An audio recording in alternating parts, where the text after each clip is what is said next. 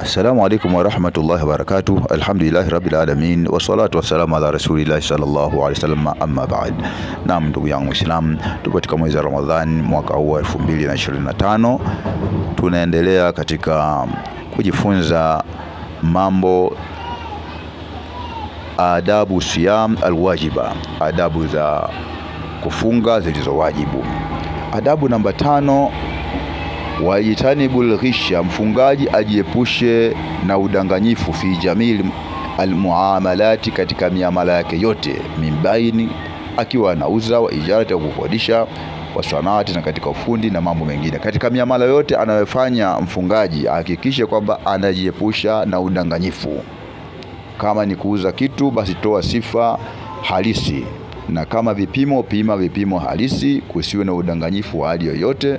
Hii ni adabu katika miongoni mwa adabu za kufunga, tena ni wajibu kulitekeleza jambo hili.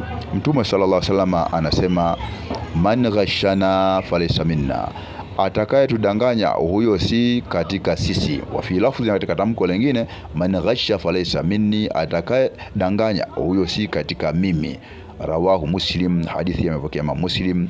Maana yake, ukifanya udanganyifu ukiwa haupo katika Waislamu utakuwa ni nani? Maana yake ni dhambi kubwa, itakuangamiza. Kwa hivyo ndugu yangu Muislamu, jiepushe na dhambi hii ili tuweze kunusurika na ibada zetu, ikiwemo funga na ibada zingine, Allah aweze kuzikubali kwa mapenzi yake na huruma yake.